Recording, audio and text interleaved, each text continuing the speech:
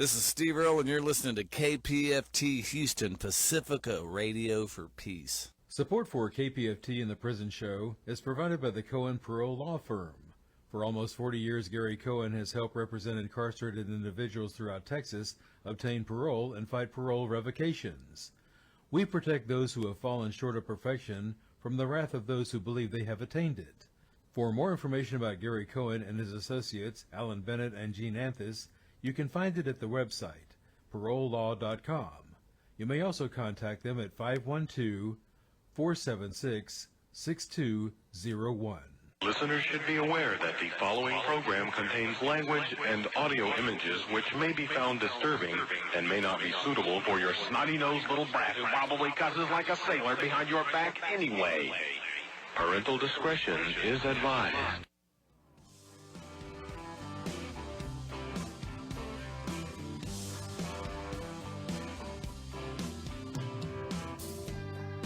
Daddy, I'm coming to see you. Visiting hours next week. Mama ain't been doing too well, I'll tell you more when we speak.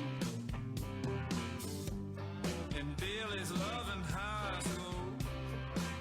He's out there blocking for JV.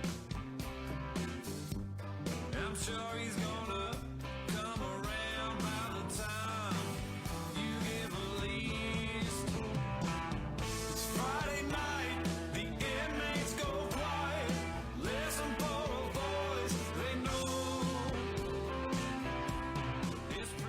It's time to holler down the pipe chase and rattle them bars, because we're going to do a prison show for you right here at beautiful old, historic old, exciting new KPFT Houston, from the heart of Montrose, where we all hope tomorrow will be a better day. I can see your freedom, I will hold you once more. To men with no visitors, no money on the books. Remember, David's always gonna be here. You're never so alone. This thing's my love. It's Friday night, the inmates go quiet. Listen for a voice they know. It's prison radio.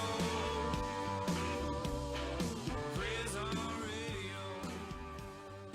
And welcome to the Prison Show. Tonight is Friday, June the 20th. And before anybody starts complaining, yes, we have arms going all over the place. Stop it. I know you're going to write in and say something. But we have a house full. We have a bunch of people in the studio tonight. Of course, Linda, David, and I are here. We have Dianna Williams, who is the organizing manager for Grassroots Leadership in TAJ, which is Texas Advocates for Justice. We have Dieter Cantu. He is the professor with the Windham School District, co-founder, Juvenile Rights Recover member of Just Leadership USA, and former Youth Justice Director at Collective Action for Youth. And he brought with him Kilren Randolph. They are in the studio.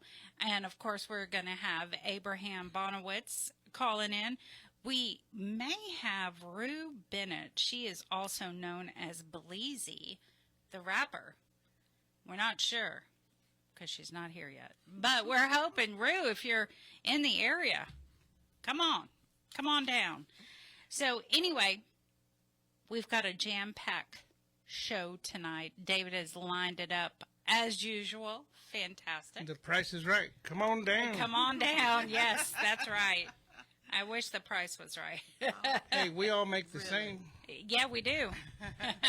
Zero. Zeros, huh? Big zero. Big zeros.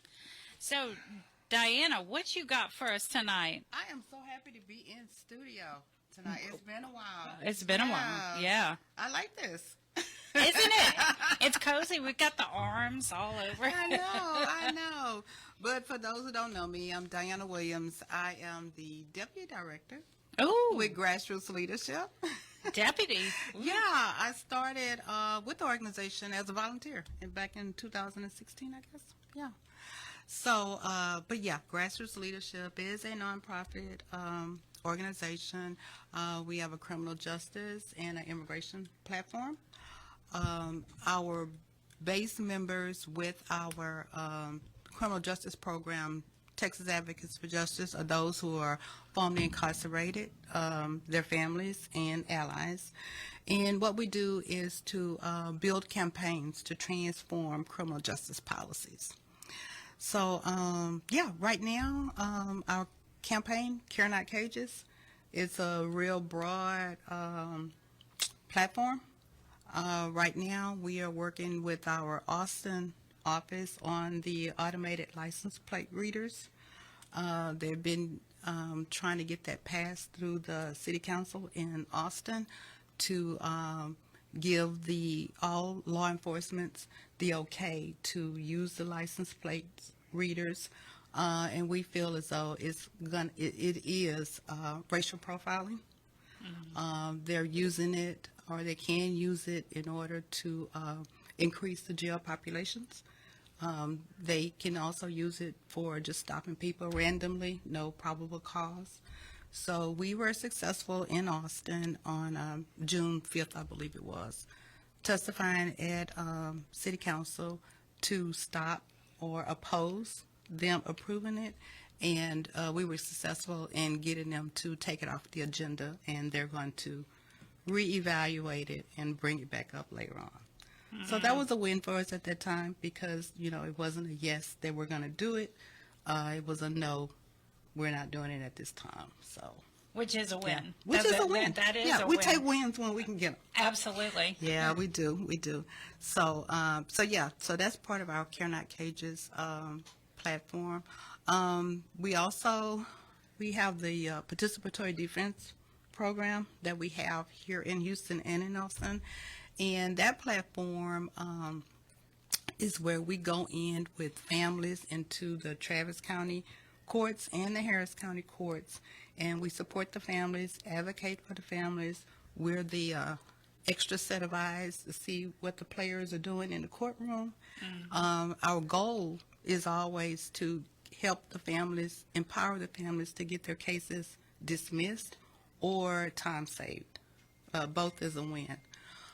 So far this year, we've had 19 cases that we've had resolved with I think like over 600 years saved, either saved or dismissed. So yeah, so that's so far this year. So yeah, so we're really proud of Is that program. in combined Travis and Harris? That's just Harris County. That one was Oh. Harris County. Yeah. So, yeah. So that's some of the work that we're doing. We're also going to be partnering with Houston Justice Coalition on Project Orange, and that's where we're going to go into the Harris County Jail and register those who are in pretrial detention to vote. Woohoo! Yeah. So we're excited about partnering with that as well. What else? We got Night Out for Safety and Liberation coming up in August. It's every first Tuesday in August, and that is an event that's kind of countered from the National Night Out, Night Out. where the police will tell the community what makes them safe. Night Out for Safety and Liberation is where the community comes together and defines what makes them feel safe. So we're excited about that. We don't have a venue yet, but I'll be back on the show before it happens on August 5th, and I can let everybody know where it happened. Yeah. That's awesome. Yeah. So that's about it.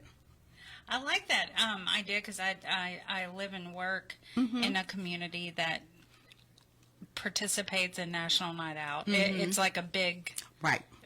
so hearing when you were saying that, it's like, oh, that's It's different because safety can mean a lot of things. I mean, safety in jobs, housing, education. So it's not just policing. It shouldn't even be policing. So, yeah. and a lot of communities, they like that the police. They like to see them in the neighborhood. The definition of seeing them is totally different from one community to another. Exactly. Yeah, yeah. So, so that's about it for us right now.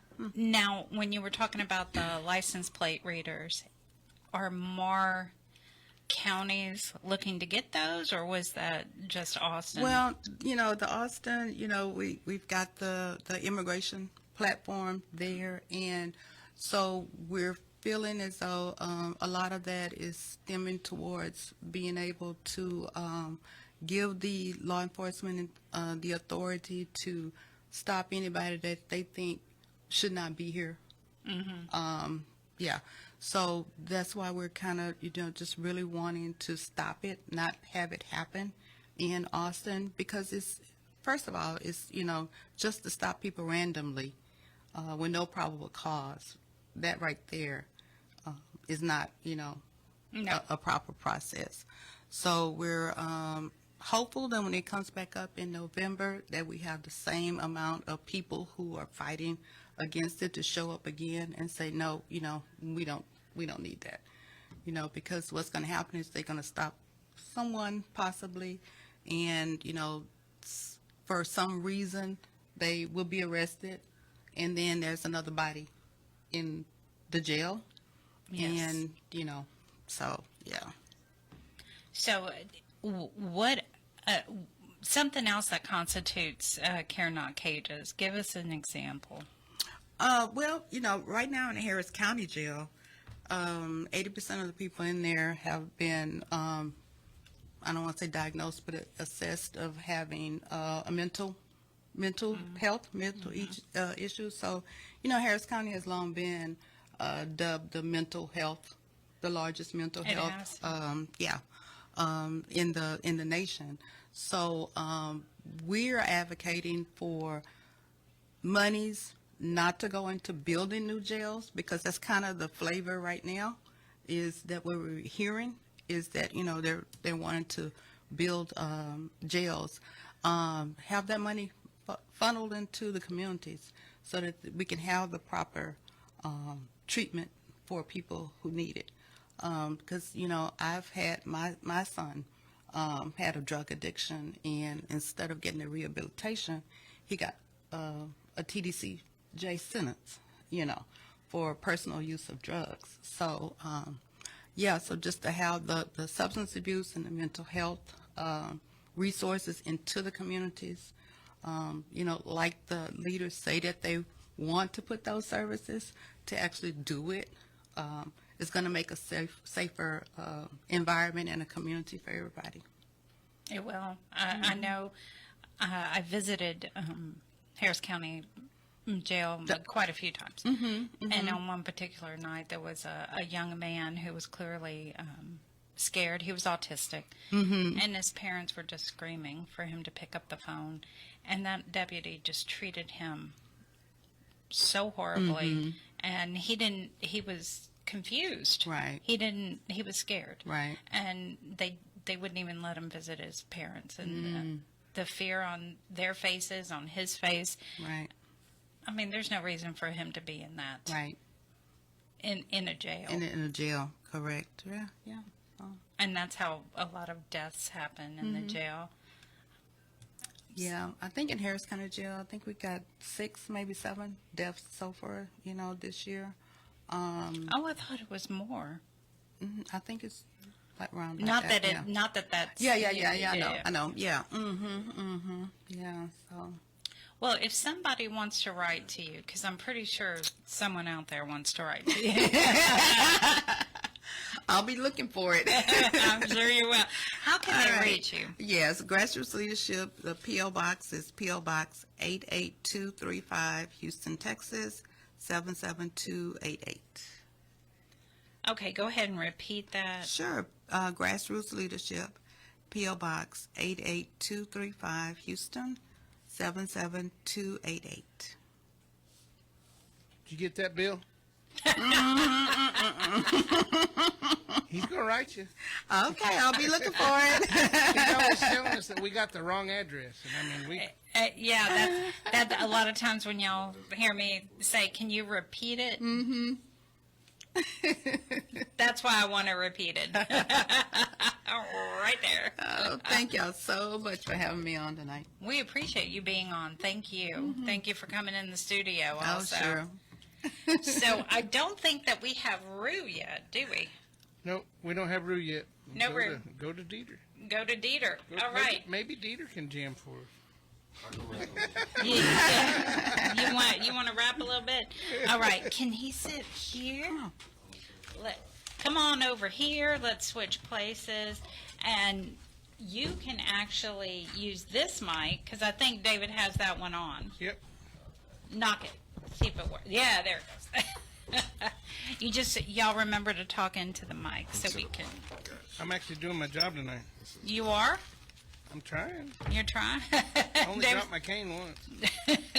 All right, so we have Dieter Cantu and Kilron Randolph here. So what you got for us tonight? Why don't you tell us who you're with? Yeah, so I'm with Juvenile Rights, which is an LLC or like a consultancy firm where we advocate for youth in what was called Texas Youth Commission, but now it's called Texas Juvenile Justice Department. And so all of our work is specifically for that population. There's about 19 of us, and we met as kids in TYC when we were younger. And so I would want to say like 15 years later, we go back not only to TYC, but the same facility that we met at and help those kids. So that's my man's right there. And that's a It's my long-term friend right here, man. so. So y'all were sillies? No, it was.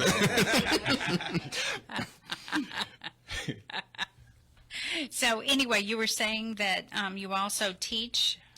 Yeah, I do teach as well in TDCJ. So shout out to Jester 3, Ms. Guidry, all the guys at Jester 3 unit. I teach redemption and restoration, and so it's like a module-based kind of like life skills type situation. And so I teach everything from public speaking to grant writing to financial literacy, credit, a lot of different things. So yeah, I go there. You know, it's volunteer, but I go through the school district, so I go out there.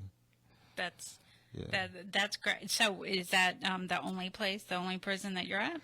As adult, yeah. All the other ones are specifically TJJD youth facilities, Okay, but like the state facilities. Yeah. state facilities. Okay, so you volunteer for the adults, but your job. My job is this consultancy firm, and so I do public speaking workshops, policy. We just passed bill HB 1988, and so we just passed a bill for. Tell us about that. So it's for individuals. So a lot of us couldn't go into the youth prison because we all have records, but specifically we have records from that jail, that system, and so there was, we spoke with TJJD and we're like, we want to help as, credible messengers or whatnot, but this barrier, like, y'all not letting us in. And so we took it to the session, did the proper steps, and, Gene Wu, everybody advocated behind it. And as of like last week or the week before, the governor signed off on it. So as of September, it's going to be in effect. That's fantastic. Yeah.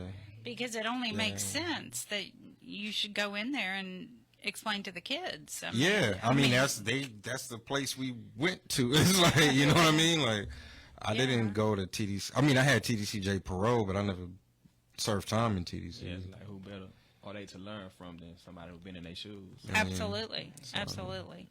And he can tell you his story. His is a lot more. Okay, go ahead. Let's hear from you, Mr. Randolph. Yes, ma'am. So after I completed TYC, which is TJJD, I didn't learn. Yeah, I went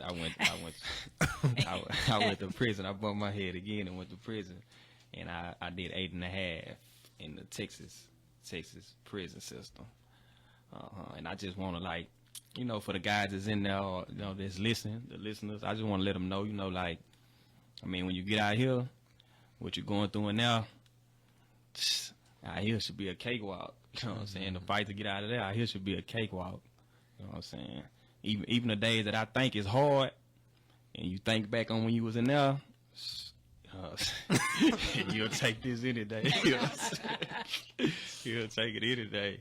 How long have you been out? I've been out since 2020.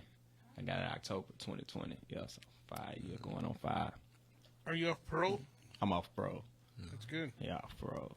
Yeah, I had a 10-year sentence. That's good. That's good that you're off. Yeah, I know a lot of people often say that once they get out on parole, it's still like it's still in prison. It's just you have a little bit more freedom. And then sometimes your monitor doesn't work, and That's a whole nother story. yeah, that's a whole nother story right there. So what else you got for us? I mean, any kind of resources that people need on our behalf, you know, we really just want to put the information out there that I feel like a lot of times when we serve time or we're in like a carceral setting, we feel limited to like a certain type of like labor job or like a certain trajectory with our career. And so we're really trying to, you know, preach the gospel of like, that's not true. You know what I mean? Like both of us are first degree felons, you know what I mean? And got various companies from art appraisals to tequila to fitness to like, we do pretty much what we want, you know what I mean? And You still got the gig with Reebok and Nike? yeah. So I'm talk on about that. So I had a Nike collaboration, but I'm on the board of directors for Reebok, and so I received an award from Sports Illustrated and a few years ago. I don't remember when it was, but as of that, you know, I'm responsible for like social activations and finding like community work across the nation where we can you know, support what they're doing outside of like sports and entertainment, but like the community component. You know what I mean? And so, you know, just things like that where we got to keep expanding and crossing over into like philanthropy, foreign service, diplomacy. You know, we're really trying to take it.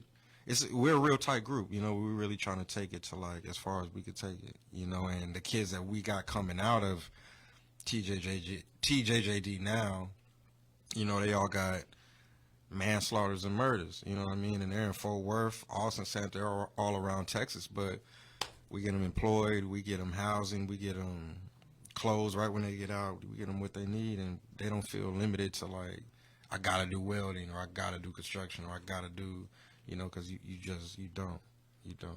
So. And what do you do? Fitness? Yes, man. I'm on right now. Yeah, right now I need to take it more serious. Yeah, I caught that. I caught it. Yeah. He tried. Zims and wham wham. Yeah, I need to take it more serious right now. I need to get focused and tighten up. I need to take it more serious. No, that's my plan. So is any of this tied up with Cantu's books? In a sense, so that's how we first got into TJJD. We're building libraries within the jails. And so, because when I was there, I did 4 years. I did the rest on parole in TYC. And so I just didn't have any kind of literature to help me, you know, once I was released. Like I had like Harry Potter and Dr. Saul. I wasn't reading that when I was young, you know what I mean? And so that sure ain't gonna help me when I get out. And so, yeah, we started building a bunch of libraries across Texas and then went to various states. You know, and we kind of tie that into the project that we got now where we go in, we teach them the curriculum or the modules, we give them the literature, and then we connect them with pen pals. So once we leave, it's not just like a one-stop shop and you don't ever see us again. Like, we connect you with a pen pal, and then we show up at court with you. So at the age of 19, they got to go to a transfer hearing with a public defender to see if they go to the penitentiary. And so we kind of say, yeah, they got their correctional therapy and all that, but we got a success plan that we've created with them, and we present that to the judge. And then once they get paroled, we put them into like everything that they planned out. You know what I mean? So like we put them right into the career they were talking about, their streams of income, education, whatever it is. And so say we meet them in a capital offender group, you know, they got like 9 months left on their sentence. We touch bases with them and then say like, 3 months out, we start preparing everything, talk to their attorney, their family, before they go to court. And when they go to court, we show up and we advocate for them. We testify for them and say these kids need to come home. And so they just start coming home. So how do they become part of the I don't know that much about the juvenile system. Yeah. So how do they become part of that program? Well, I mean, that's really up to the correctional officers. That's so we have like the opportunity dorm youth, which are like the quote unquote Model.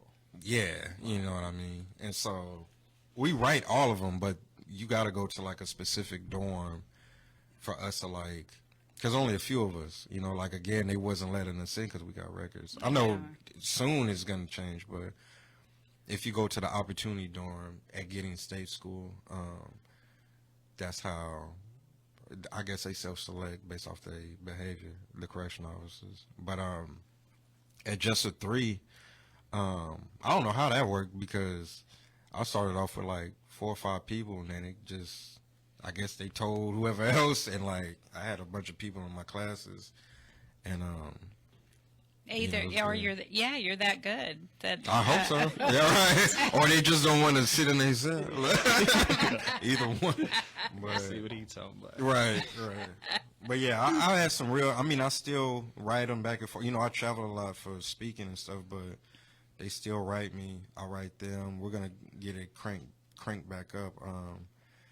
There's a few things that I wanted, done from TDCJ and Windham School District, like with a graduation, that I wanted them to feel appreciated and then work out like that. And so, I had to poke my chest out a little bit. So, but it could change because you're right. Those diplomas, certificates, that means a lot. It does.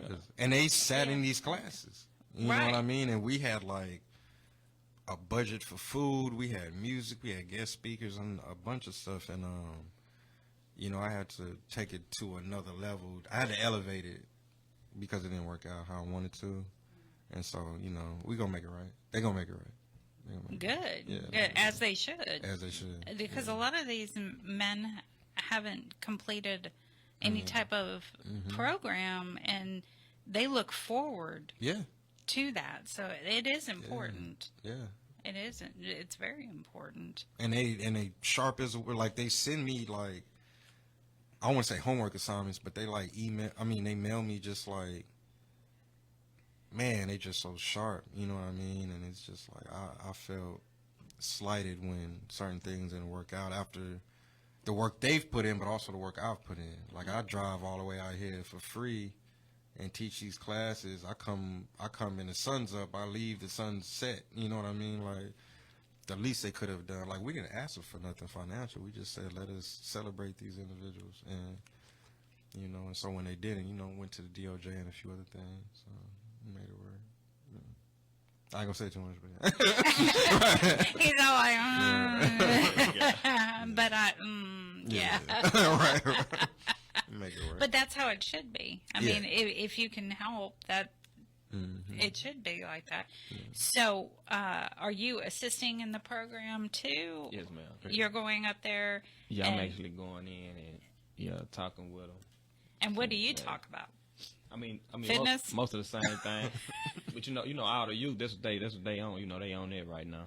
Oh, absolutely. They're on that. They are on it. But it's just it's more of a personal relationship with them, with the youth, because like we've been in their shoes. So the questions that they can't get it from their counselors, or they can come to us, or they can write us. So it's more like a personal relationship. You know what I'm saying? Like, so what did you do when you got out? Why you go to TDC when you got out? It's like more of a personal, because they got all these questions in their head, because they don't know if they going to prison or they getting out. You know what I'm saying? Or how did we make it once we got out? Or how did we feel? What we, you know what I'm saying? So now it's like. So what? And excuse me for being ignorant. I know at some prisons, specifically Ellis, I know that there are sections for under 18, under 17. It used to be the Clemens unit at one time. It may still be that unit, but they do have and so why are they there and some are in the juvenile? Oh, so I mean, you can to my understanding, you get transferred at a certain age. When you go to TDCJ, you go to those type of Okay. units. And so when you get sentenced as under the age of 17, well, when we went, it was a 21 cop-out. Now it's a 19-year-old cop-out. And so if you finish your treatment, no infractions, no write-ups, stuff like that, you can come in at 16. By 19, you go straight home. Or like 15 by 19. Like as long as you finish your treatment by the age of 19. You know, back then we had until 21 to finish treatment, which was a long time. So now it's kind of like, I don't want to say set up for failure, but it's like if you have a year's worth of capital offender treatment, a year's worth of drug offender treatment, a year's worth, you know what I mean? And you're coming in 16, about to be 17 already, you're not finishing all that. There's no way you're finishing that by 19. No. You know, you got to be on a wait list, then you got to finish, then you got to go to the other one. And so most often than not, they're going back to their county to see the judge that sentenced them, and they got to convince them that they need to go home. And so when they don't send them home, they send them to a unit like what you're talking about. Okay, I know a few that were 15 at the age of the crime and then they were certified as an adult and they went straight into prison. There was no like breaking them apart from they just went into the field. Yeah. So of course that was in the 90s. Yeah. I mean, it's also the severity of the charge too. You know what I mean? Like I know a few of my friends that were in TYC, like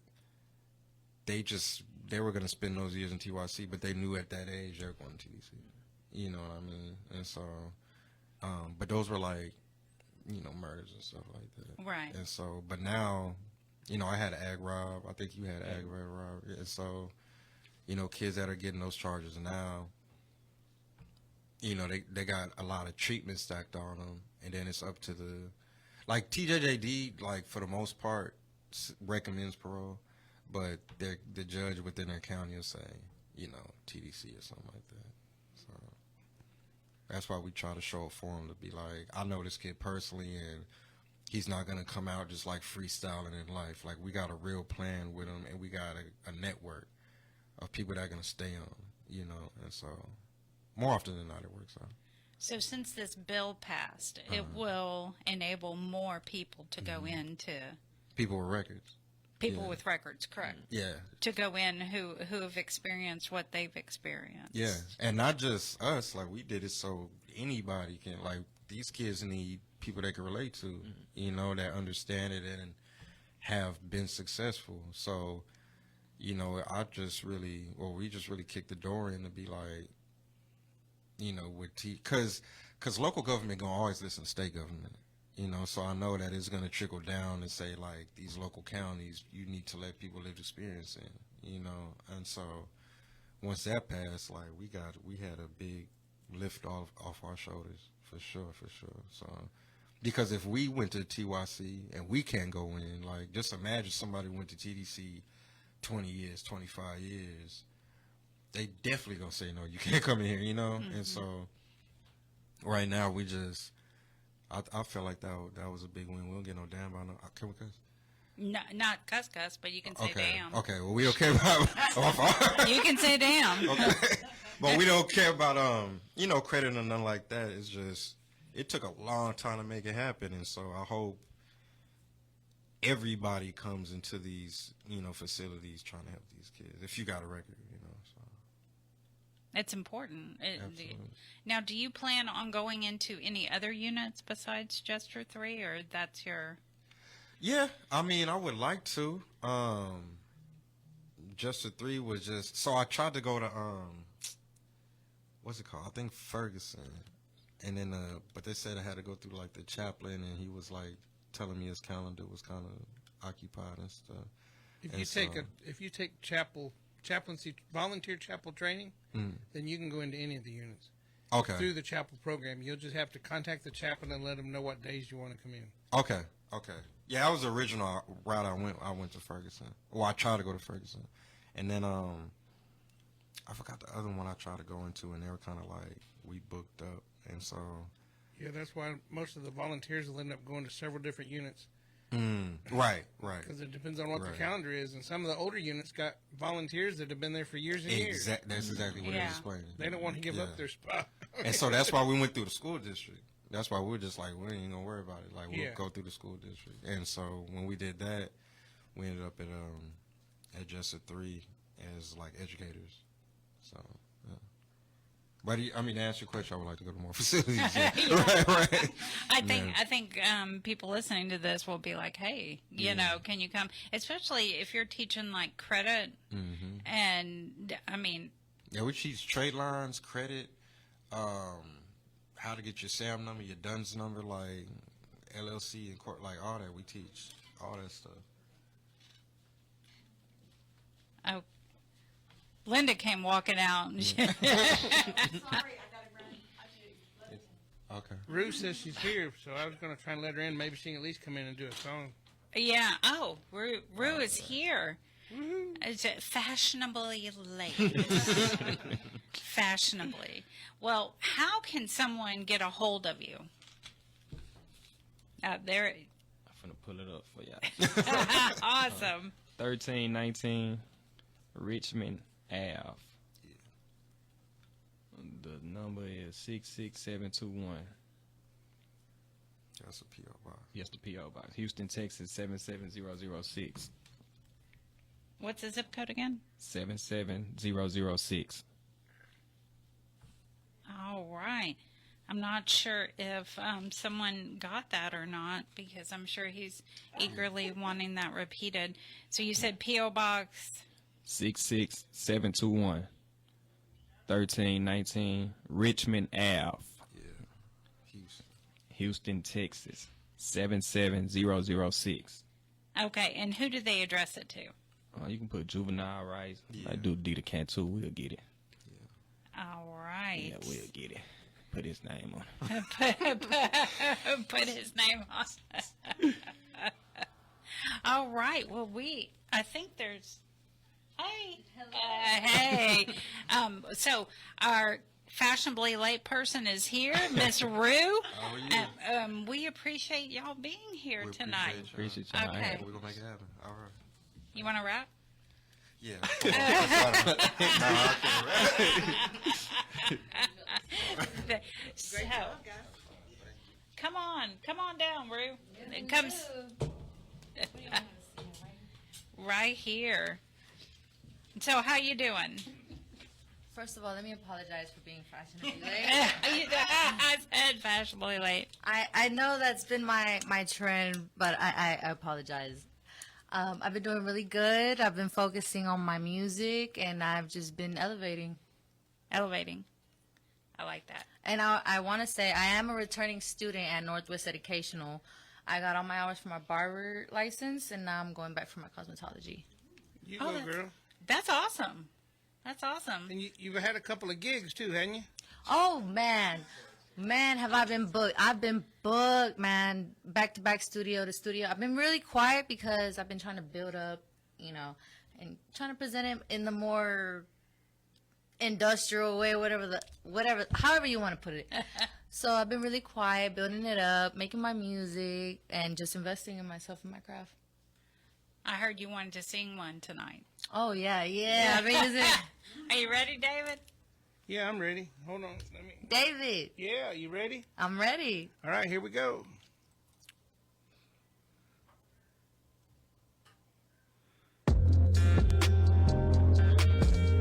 Yeah. Said she wanna ride with me. Messed around and got a high with me. I'm blowing on the sweet, the only thing that is my mind. Said she wanna ride with me, Messed around and got a high with me. I'm blowing on the sweet, the only thing that is my mind. Blowing on it, yeah. Blowing on the sweet, the only thing that is my mind. Hey, yeah. It's time to get grimy, my tongue is slimy, my shine is blinding. Finding Nemo for the cheddar, I stay grinding, steady supplying, always providing. I'm the one you need to get high with, I'm the one you need to ride with. Cock like a tick and put it to your neck. Was next rich, bitches steady charging, trying to cop what I'm rocking. From Houston to Boston, yeah. From Houston to Boston, yeah. I think I had another song that I wanted to do. I did this one last time, that's why I got thrown off. Hey, David. Where you want me to stop it? Yeah. I got a whole new one. I did this one last year. Well, I don't have the track. I sent it to your email. This is the one you sent me. You sent me one of my email? Mm-hmm.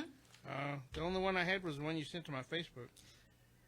No, I sent one to your email. It was called Chemistry. Yep. I swear I don't have one sent to my email. That's the one I wanted to... Well. Yeah, that's the one you sent to my it went to my spam box. Well, there you go. Why don't we do that one for the break song? I got you. So you hang out until 9:55, and I'll have this one uploaded, and we'll do that at the break song, okay? I got you. That's the one I wanted to do. Well, this is the one that I had for the... I didn't see this one because it went to my spam, so I'm sorry. Again, Murphy's Law is in full effect. Yeah. It's all right. You were late, and we got to get on to Abe anyway, but as soon as Abe's done, we'll have enough time for you to do your other song. Okay. Cool? Cool. All right, so let's get to Abe.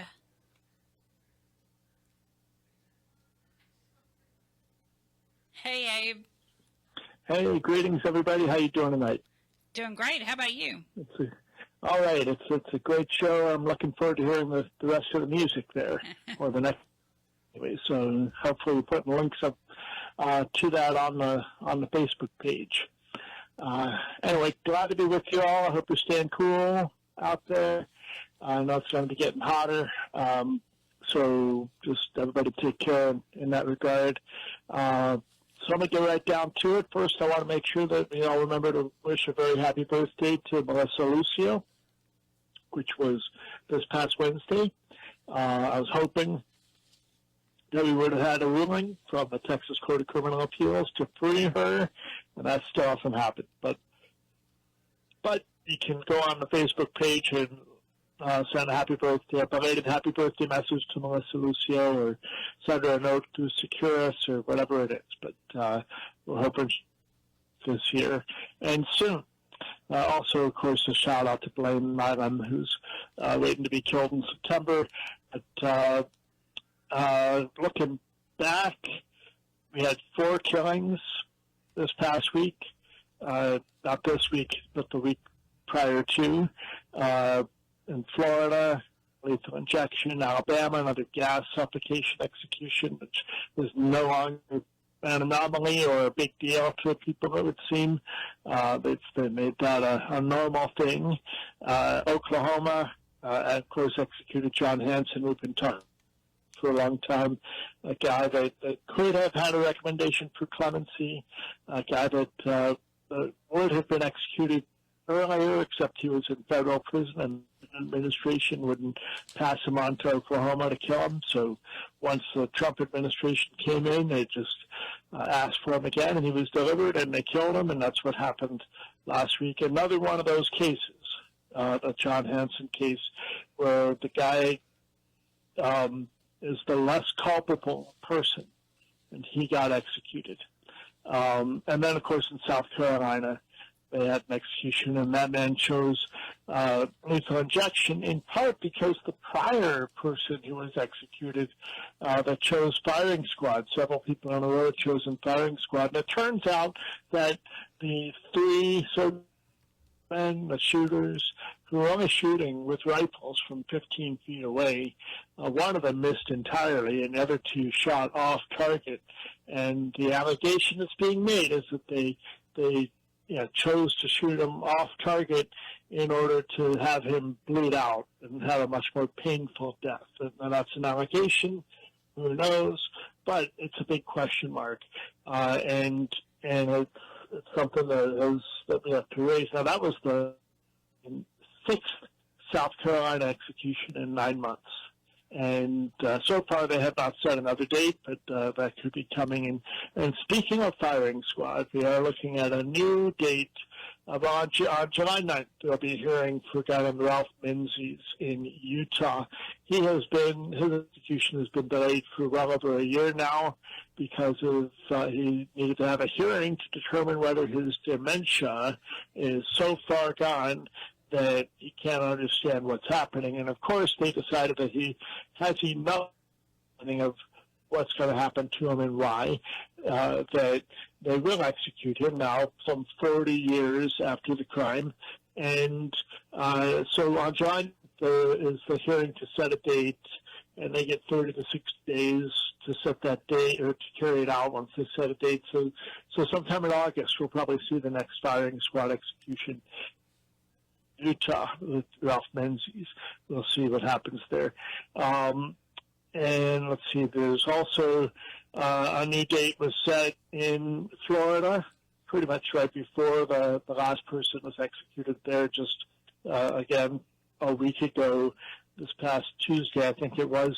But the interesting thing about Michael Bell in Florida, whose date is July 15th, I think, he is actually just today got a ruling to grant him an evidentiary hearing on the questions in his case.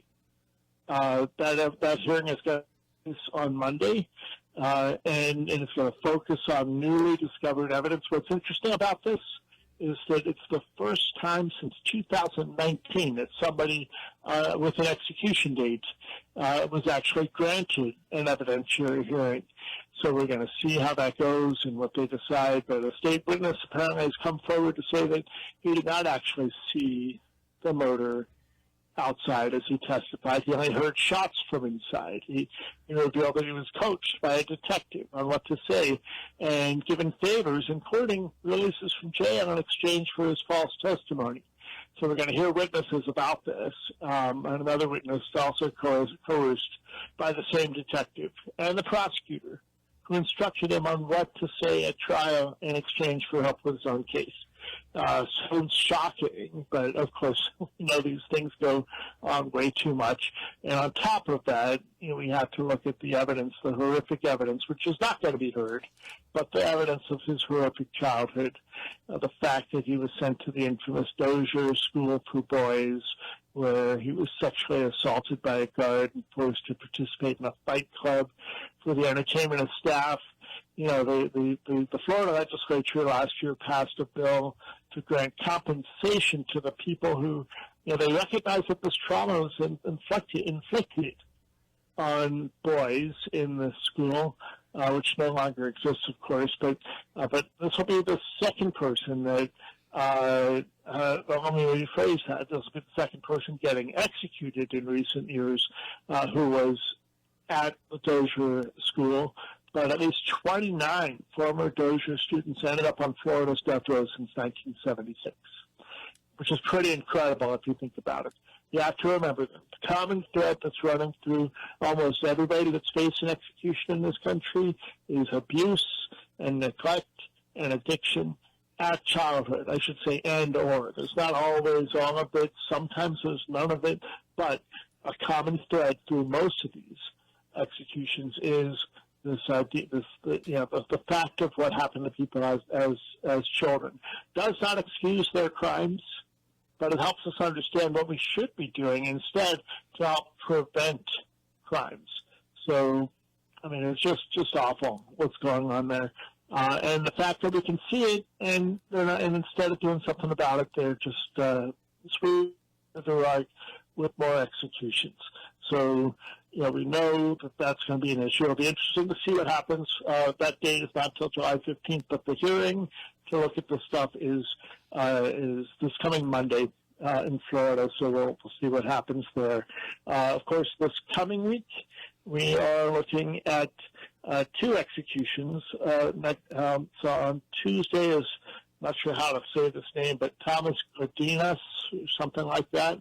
Gudinas, maybe. And he is scheduled to be killed on the 24th in Florida. Again, relentless trauma as a child, brain damage, severe mental illness, long before he ever came into contact with the criminal legal system. coronal fluid on his brain and hospitalized repeatedly before his first birthday. Horrific abuse through childhood, diagnosed with psychiatric disorders as a young boy, and institutionalized in 105 different foster placements. 105 different foster placements, and this is who we're executing. We know that we can be saved from people who've done awful crimes and hold them accountable without executions, and especially with these kinds of situations where people endured such horrific childhoods, there should be space for mercy. Where else should there be space for mercy? The execution of Richard Jordan, which is on the 25th, next Wednesday, in Mississippi, which hasn't had an execution in a few years. But now they're going to execute an 80-year-old man who is a Vietnam veteran, honorably discharged after 3 tours of duty, and then he murdered somebody. He made a mistake. It was terrible, but he's been sentenced to death 4 times now, and he's essentially been on death row for 49 years. This murder took place in 1976, and he was convicted and sentenced to death. And and this is another one of the challenges, of course, is how many times mistakes have been made and they have to go back and do things over again. 4 times this guy's been sentenced to death. And if you look at the petition, actually, I want to encourage people to do this. Look at the petition on the deathpenaltyaction.org for Richard Jordan, and you can see there the clemency video that was made by his defense team. It really gets into his service and what happened to him in Vietnam, and the fact that he came home with PTSD and, of course, did not receive the treatment that he should have had to help him recover from the trauma of being shot at all the time as a door gunner in a helicopter in Vietnam. So that's what's coming up this week. And then, of course, a week from tomorrow night in Washington, D.C., it is not too late to figure out your plans and get to Washington, D.C. and join us for the 32nd annual fast and vigil to abolish the death penalty at the U.S. Supreme Court. There's more than 60 people registered so far. We're going to be out there. The reason we do this every year at this time, I want to shout out to Professor Rick Halperin, who together with Bill Pelkey, who many of you all know, and Marietta Yeager. Of course, Rick Halperin is a professor of human rights and history at Southern Methodist University. The 3 of them, Rick, Bill, and Marietta, co-founded the annual fast and vigil to abolish the death penalty. We call it Starving for Justice. And many of you know Delia Myers and some other folks from Texas that have been coming up. I think Shavas is going to be there with us. We're looking forward to that. And in any case, it's always on June 29th, which is the anniversary of the date in 1972 when the U.S. Supreme Court ruled in Furman versus Georgia, striking down all the death penalty laws in the country and ruling the death penalty as it was then practiced to be unconstitutional, but not the death penalty itself. Basically, the fix, if you will, was to create a 2-part trial for people facing death. So you had a trial to convict, and if you were convicted, then you had another trial to decide whether to seek death.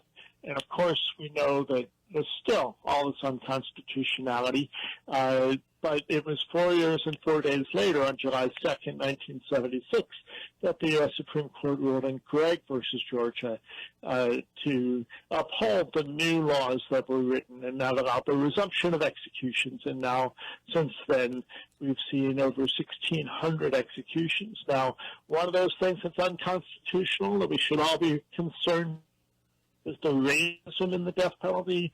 I'm not mentioning it just because Juneteenth just happened, and this is another part of the legacy of slavery. But the fact is that out of the last 23, out of every execution that has happened this calendar year, there have been 23 so far, the victims in all but one of those cases have been white. Even though the people who are victims of murder in this country half the time are people of color, but this is where you see. I mean, you can see racism throughout the system. right? But in particular, the place where it really stands out right now is that 96% of the executions that have happened this year were for the murder of white people, even though people of color are the victims in murder half the time in this country. How is this fair? How is this constitutional? You know, and there's a lot more you can look at. Rob Dunham from the Death Penalty Policy Project has a whole bit of a whole report on this on his Substack, Death Penalty Policy Project. I encourage you to look at that. And finally, I want to say that actually there's a little bit of positive news to end on, which is that in California there is a thriving campaign, the California Clemency Campaign, working to urge Governor Newsom to commute or somehow figure out how to take everybody off of death row before he leaves office. Now, there's over 600 people on death row in California. They haven't had an execution in quite a while. We don't expect to see one ever, hopefully, because hopefully there'll be some way that they can grant clemency to all those people. But this coming, let's see, on the 26th, what day is the 26th? I think that's Thursday next week. Let me just make sure. 26th is Thursday next week. There's a rally in Sacramento at the State House to urge Governor Newsom to commute all those death sentences before leaving office. 10 a.m.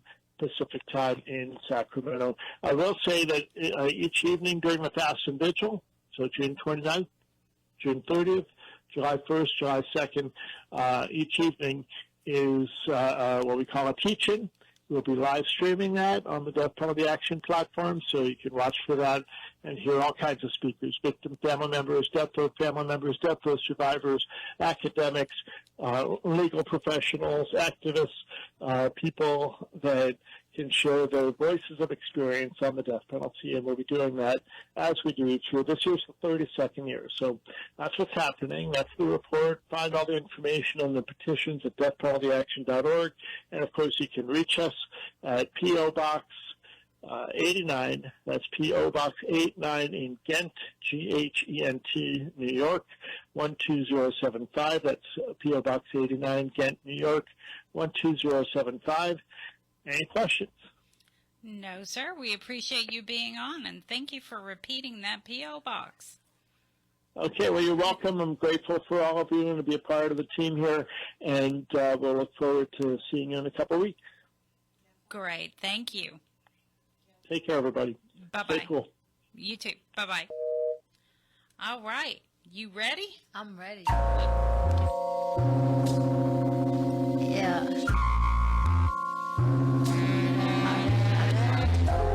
I like that.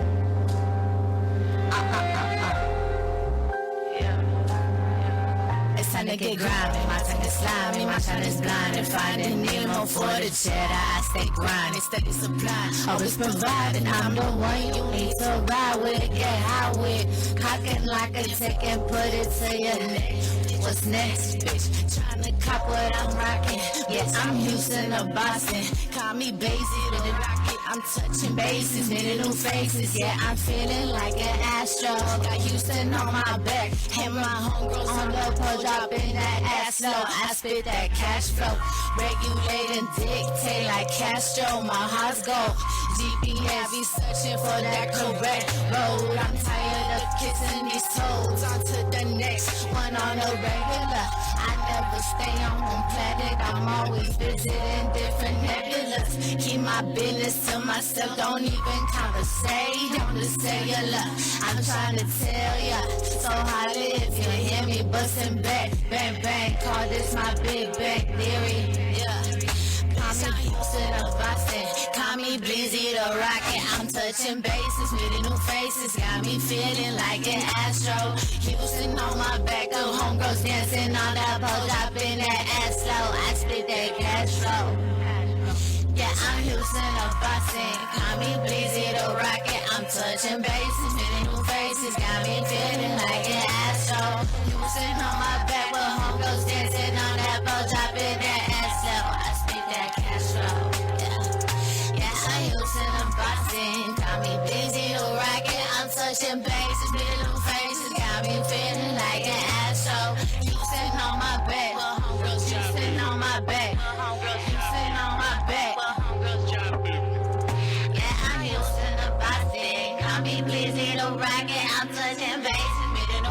just got me feeling like an astro. Sitting on my back, our homegirls dancing on that pole, dropping that ass flow. Sweet that cash flow. Hey, shout out Hobby Unit, Jacqueline Lopez, you know who you are. Sonia Amador, you over there at I think she just got G4. Oh. I love you. Well, thank you. Thank you so much. We appreciate you being here. Thank you for having me. It's always a pleasure. And again, I'm sorry for being late. No problem. No problem. All right, David. You're listening to KPFT Houston. Support for KPFT and the Prison Show is provided by the Cohen Parole Law Team. For almost 40 years, Gary Cohen has helped to represent incarcerated individuals throughout Texas obtain parole and fight parole revocations. We protect those who have fallen short of perfection from the wrath of those who believe they have attained it. More information about Gary Cohen and his associates, Alan Bennett and Gene Anthus, can be found on their website at parolelaw.com. You may also contact them at 512-476-6201. All right. So let's get to the first caller. Let's see, Joe. Joe's on line 2. Hey, Joe. Hey, Joe.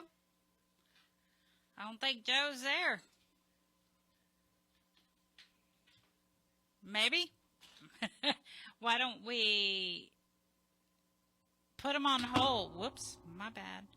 All right, let's go to Bobby. How are you doing this evening? Doing good. How are you doing, Bobby? I'm doing good. I'll do a shout out to my son Bo at Estelle Unit and tell him that Mama will be up as soon as I can. And keep your head up. 69 will come around soon.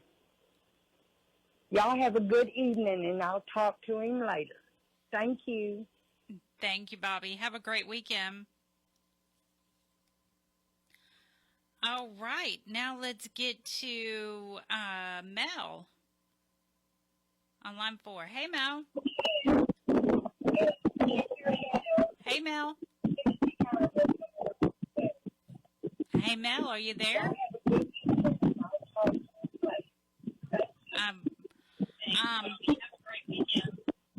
Hey, Mel, are you there? I put her back on hold. It's going to be one of them nights, I guess. I guess it's going to be one of those nights. We were excited. We thought we had callers, and now this is what we get. I know. Let's see if Mel's there. Maybe right. Mel figured out what was up. Hey, Mel. Mel did not figure it out. So let's go to Jennifer. Hey, Jennifer. How are y'all? Doing good. How are you? Good. Well, go ahead. I want to tell my brother Bobby Woods on Polinsky, and he did get his tablet on Monday, I think.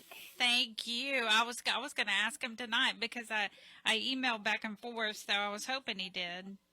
He did. He did get it, and thank you for all that. No. He is so happy. Oh, good. And I want to tell him that I love him and keep his head up, and we're hoping that things will keep going up and up, and we're hoping we hear back on some news soon. And I love you, Bubba, and hopefully we'll get out and see you soon. Thank you, guys, and y'all have a good night. You too. Have a great weekend. Uh-huh. Bye-bye. All right. Now let's get to, let's see, Lydia. Hey, Lydia. Hey, Lydia's not here. That's there Lydia. you are. Oh, hey, Lydia. Word. Hey, hi. Ooh, it's going to be one of those nights. It's going to be one of those nights. Yeah, how you doing? Yeah. I'm doing good, doing good. It's a good night. We got a little bit of rain here in South Texas, so it's good. Good. So how else what you got for us tonight? You're live on the air. Oh, am I? Yeah. Oh, not much. I thought I was put on hold. I was going to be put on hold. No, it's a beautiful night. It's a clear night. We got a little bit of rain. Much needed rain, as long as it's not a storm, but it's a beautiful night. And I got to talk to Beto today. He called me today. He hadn't called me for 2 days. I think they're watching all those, hearing that music and watching those movies. And Yeah. Yeah. So I said, Lord, my son hasn't called me. I said, no, but I heard from him tonight, so that was good. And we're good here in the valley. I don't know if my sisters will be calling tonight. Nobody's reached out yet, but just want to say hi to all the guys. You know who you are. Big Will, Eric, Blaine, Roderick, Mark. Am I forgetting somebody? My list keeps getting shorter and shorter, I think. Yeah. I'm sure they'll let you know. Oh, Blaine. No, you said Can't forget Blaine. I said Blaine? Yeah, but you can say him again. He'd like that.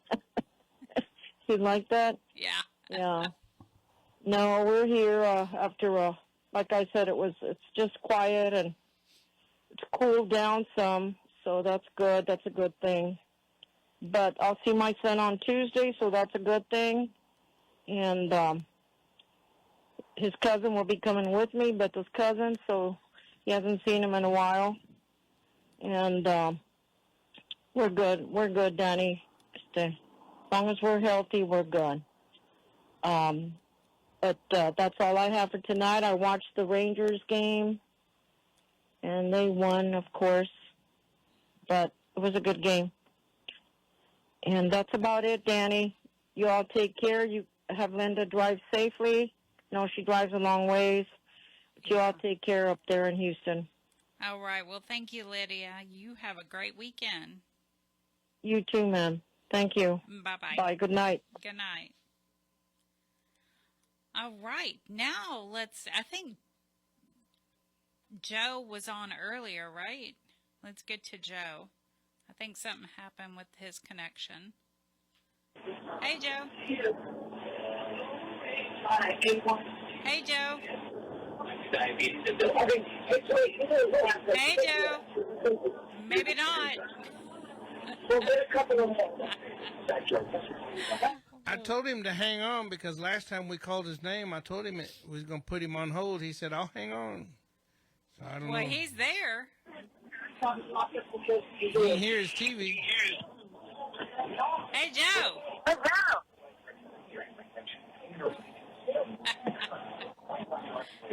Well, ain't that something?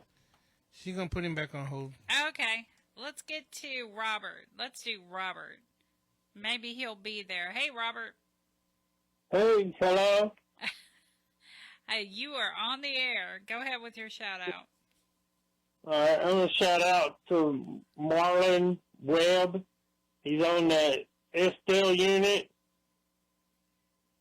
I just say hello, and we love him, and everyone from the Norman G area and here in Bryan College Station. And thanks to you and the radio station. Well, thank Thank you. y'all. Thank you very much, and you have a great weekend. Yes, ma'am. You too, then. Bye-bye. Bye. All right. Now, do we have Joe? Yes. Hey, Joe. Go ahead. This is Joe, and I'd like to send a shout out to Robert Raby and Samuel Oliver and all the inmates on the Ellis unit. I did 28 years there, and I just want to reach out to everyone that's still there. And I want to give a shout out to PT, or Cajun Bandstand, and Huey P. Moe used to send me songs every Saturday, on this station. And I just want to thank y'all for all y'all do. And keep loving y'all. Have a good night. You too, Joe. Have a great weekend. That was sweet. That was sweet. All right, now let's get to Cinnamon Bun. Hey, Brown Sugar. Just willing to let you know that I love you and miss you very much, and I'm so looking forward to seeing you soon. Take care and be safe. Even if from afar, I'm close to you in spirit. Thank you, Prison Show, for making this happen. All right. Now let's get to Eva Maria. Good evening, everybody. This is Eva Maria from Germany. I would like to wish you a blessed evening and a good weekend, especially to those who don't have friends or family outside prison. I would like to say, as every Friday, I haven't forgotten you. I think about you, especially now in the summer heat. I hope it's not too hot in Texas. Here in Germany it's quite hot, and I do hope that you can live with the heat as well as possible. Have a nice evening. Goodbye. Well, it's definitely hot in Texas. Right, David? Good evening, everybody. This is Eva Maria from Germany. It's a scorcher. Yeah, David. I hit the enter button on the keyboard and it started over. Isn't that weird? Yeah, especially when you hit the... I've never done that before. Well, now you have. Well, at least I know it worked because I'm always using this mouse. Now I know I can use the enter button. Oh, great. Now you... Learned a new trick. You did. You learned a new trick. Accidentally. All right. Yes, it is a scorcher. I hope everyone's trying to stay cool. Remember the heat directive. Don't forget that. Okay. What is the heat directive? The heat directive is the directive for heat. I don't have it in front of me. I don't remember it's their policy. It's TDC's policy regarding heat. Like, they have to be provided ice water. They have to be provided respite fans. If you're on a unit that has multiple plug-in areas, you can have 2 fans. If not, then just 1. But you can also get the fan from, sometimes the property has a few they can loan you, or you can go to the Fan Direct program, ask some of your friends, family, they can do that that way, because you can't buy one on e-com, but you can do it through the Fan Direct program. Is it part of the directive too? If you go on a chain, you can take your fan with you? Absolutely, that is part. I love that part. Yeah, that I think a few years ago they weren't letting you do it, but now it's part of the policy. Of course, we all know that policy is not followed. And speaking of policy, Stacy Howard over at the Styles unit, we got your letter here at the prison show, and I'm going to see if I can help you. So everyone out there, if you know Stacy Howard over on the Styles unit, let him know that the prison show did get his letter. All right. Let's get to Caitlin.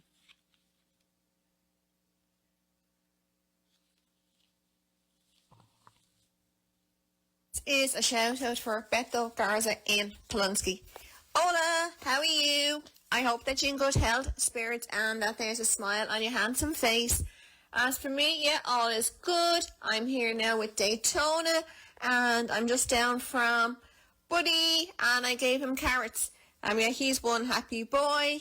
I still can't ride him because of my wrist, and yeah, I'm still kind of off work for another month. But at least, yeah, I can drive and do something, so it's better than nothing. So everything is kind of improving a bit. Daytona is here, and she is snoring. Yeah, she is fast asleep. Yeah, I said I was up with Buddy today, gave him carrots, came home, and now I'm with Daytona. Other than that, yeah, chilling out. Tomorrow, one of my neighbours is having a barbecue, So we're all going to sit out and have some fun. And yeah, everything else is going good. So please know that I'm sending you hugs, and yeah, good night, and stay safe. So good night and sweet dreams. And to the other guys, you know who you all are. Eric, Mark, Blaine, Will, Debo, and Rudy. Hope you all are doing good and staying safe. And yeah, so good night, y'all. And to everybody at the prison show, a big, big thank you for making this happen. Thank you, Caitlin. You know, here at the prison show, we do try to help in any way we can. We are not attorneys. Don't forget that. We are not parole attorneys. We are not criminal attorneys. We are not attorneys. But what we can do is help with small things. For instance, Bobby Woods at Polonsky needed a tablet, and we definitely assisted with that. It would have been nice that Securus let us know that that they could help with that, but they never did let me know that they were going to do that. So I'm glad to hear his sister say that he got his new tablet. Oh, I thought she was talking to me. Anyway, but just remember, we can help with a few things. If you need a copy of the heat directive, we can help with that. We can help with just making some phone calls for you, maybe. Maybe you have flies. You got flies, David? Pete does. Pete said he got rid of them and they come right back. Come right back?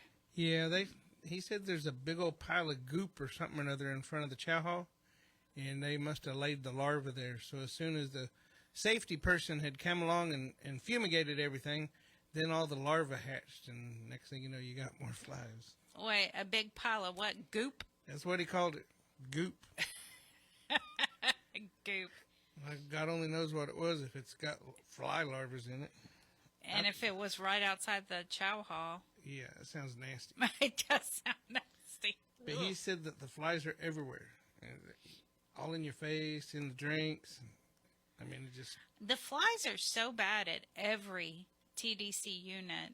Some are worse than others. Some hitch a ride with you when you're leaving. Well, they're like on your dashboard screaming. I think they're bad everywhere. Yeah. We got fly strips hanging in our house. And the first time I put fly strips up, Dee Dee thought it was nasty until she seen all the flies that got stuck to it. I just get tired of them. They harass me. Well, you know what they say. Yeah, they like dookie. Yes, they do. I guess I'm just a big old pile of... I was like, damn, I can't say that word on the air. Damn. Dookie's okay. Yeah, but dookie is good. And dookie is good. I see how you are. Yep, but I'm with Dee Dee on the fly strips. Ooh. Yeah, but it's better to have the flies on the fly strip than on you. Well, I mean, you could put them the fly strips outside, maybe. If the flies are inside, they don't do no good outside. Well, the flies inside will die really quick, but it'll stop the new ones from coming in. Them suckers buzz around all on the TV and on your face and on your knee, and yeah, and like Pete said, they get in your drink. There ain't nothing worse than to take a swallow of your coffee and get a fly. Yeah, but yeah. Yep. So I put some fly strips up. I got fly strip hanging from my ceiling fan and a fly strip hanging over by the kitchen window, and a fly strip by the back door because we let the dogs in and out, so the flies come in. Oh yeah. Okay. And right to the strip. So I put one up one day, and she said, "You see how many flies are on that fly strip?" And I had to go change it the very next day. It's a lot of flies. Yeah. So we know what you're going through, Pete. Yeah, that I don't. The only time I was ever around that many flies was at the Win unit, when they were like everywhere in my drink that I was drinking, and I mean before I could even put it down on the counter, the flies were all over it was nasty. Anyway, you didn't just pull it out and finish your drink? No. No, I did not. Pull his wings off. No, I don't want to be cruel. What, he ruined your drink? Yeah. Turnabout's fair play. Well, let's get to you wanna get to Miss Linda, do her shout outs? I've got a lot tonight because I got a lot of stuff, a lot of letters. Well, go ahead. Okay. Xavier Davis, Jason Walker, Jose Chacota, Antonio Gilbreth, Joe Laws, Chris Conwell in Indiana, Antonia Aguiano, David Duran, Tyrone Williams, Raymond Becerra, Jack Carter, Edward Holland, Eric Pleasant, Ray Freeney, Sean Glatz, Curtis Allen, Juan Cervantes, Cody Lloyd in Washington, Devin Wynn, Arancio Gonzalez in California, Trinity Morton, Frederico Hoban from Indiana, Dean Deal, Joshua Lale in Maryland, Jimmy Harris, Terrell Rogers, Juan Segura in Oklahoma, Christopher Quisenberry, Curtis Allen, Juan Cervantes in California, Cody Lloyd in Washington, Damon Blunston, Charles C. Bolton, Jordan Bright, Travis Fletcher, Ken Decker, Jeff McClendon, Alfred Mitchell, Jeremiah Rodriguez, Tyler Adams, Chris Foster,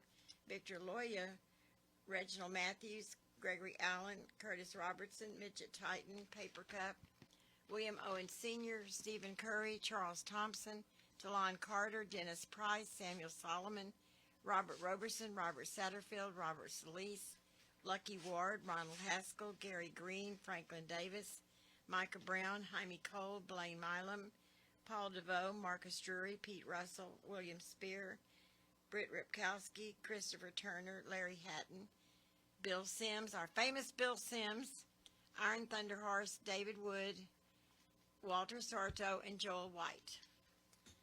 Whew, that was a lot. Good night, guys. Have a great week. All right, let's get to Kiki.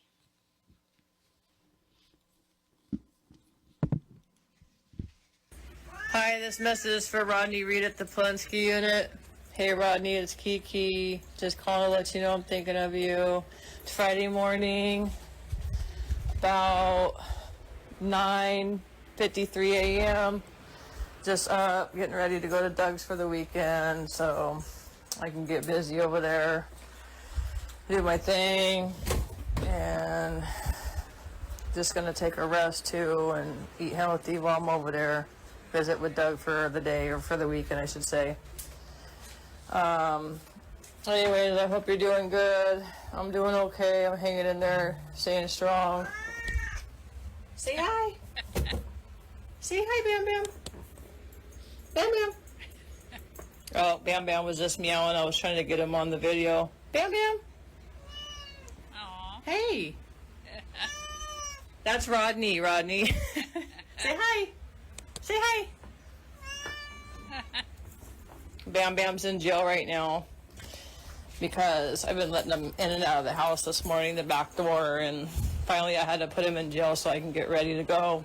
But anyways, just want to call us, I'm thinking of you. I'm doing okay, staying strong, keeping the faith, and hopefully you're doing the same. Give me a call. I'm still waiting for your phone call. And I got that money on there so you can call me. So get on it, Rodney. I love you. I hope everybody has a wonderful weekend. God bless. Take care. Stay strong to everybody incarcerated. And I wish you all the best. Thank you. Bye. That was so cute. That was adorable. All right. I'm going to do my shout outs. And of course, I start with Farron and Blaine.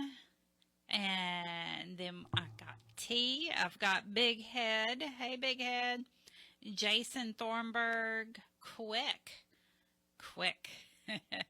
Larry, Britt, Rodrigo, Xavier, Troy Glover, Travis Fletcher, Stephen Drayton, Kenneth Decker.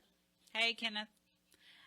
Eddie at the Wainwright unit, Denise Farmer, Brian Rogers, Joel White, Jay at the Wynn unit, Leroy, Brian Rogers, I think I already said Brian. I got him twice.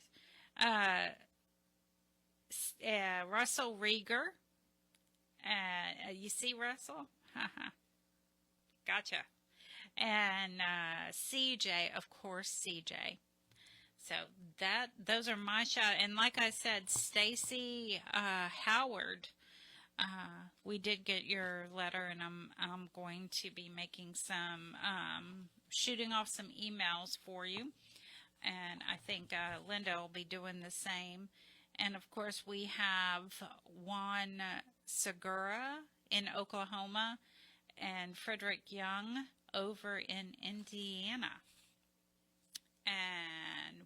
And Vicente, I think I'm pronouncing your name right. They held your letter to me for a couple of weeks. So I'm not sure if Vicente Ortiz, I'm not sure if you got my reply or not, but be on the lookout for it. And David, what do you got? Man, I got a whole slew of them. A whole mess of them? Yep. And last week I just did a couple out of TDCJ because I didn't have my list pulled up. But we've been talking about Billy all night long. Hey, Billy. Charles Don Flores, Clinton Young, Cornelius Robinson. Hey, Rob, how you doing, buddy? Dennis Wayne Price. They moved Dennis over to the Hughes unit. So how you doing, Dennis? You liking it over there better? Douglas Rivera, Iron Thunder Horse. I got Jay Van Story on my list, but I hadn't written him yet. Did you write him the other day, Dani? Yeah, and I've spoken to him. Yeah. All right, Jay. That was a pretty good letter I read that Dani let me read. I appreciate it. Oh, you know what? You brought that up, and I did put that in the mail for you, Jay. Hopefully you got those. Joe Anthony Ramirez, Kenny Morissette, Perry Eugene Williams, Pete Sines. We talking about your fly situation. Let's get that thing under control. Roderick Cooks, Roderick Johnson, Rodney Reed, Sonny Wilson. Hadn't heard from him in a long time, have we? No, I don't think we have. Yeah, it's been a long time, huh? I hope he's doing all right. Let me get my other list. You got another list. That was just TDCJ. So this is you've been telling what all states they're in, but it would take me forever. Adam Watt, Akeem McIver, Alexander Orchard, Andrew Westbrook. Andrew's out of California. Ashley Bradshaw, Brian Smith, Charles Miller, Crystal Minnie, Curtis Henderson, Curtis Otto, Daniel Campbell, Daniel Farrell, Daniel Lipscomb, Daryl Atkins, David Easley. Hey, David, I was listening to that podcast earlier, the one that you did back in 2020. It was pretty cool. David Saffel, David Weller, Douglas Stickle, Ireland McKay, Hakeem Tyson, Hugo, there's it goes again, Hugo Kusalpa. Hey, it's spelled Cuseallpa. It's got to be Kusalpa, right? I would think. Isaac Navarrete, Jaime Quijano Jr., Jamal Fisher, James McElrath, Jaron Reasonover, Jesus Vasquez, John Graves, John Thomas, Joseph Bender. Joseph's down in Galveston. Joseph Nimitz, Kerry Sellers, Colton Caruso, Kyle Trippett, Lamar Sanders, Larry Johnson, Lionel Rogers, Marcus Brown, Maria Pena. Maria's up in North Carolina. Mark Sykes, Marvin Covington, Matthew Hoover, Michael Flores, Michael Johnson, Montana Ruckman, Maury Holloway. Looks like Maury's out of New Jersey. Nicholas Smith, Rashad Eady, Richard Little, Richard Smeal. Richard's out of Pennsylvania.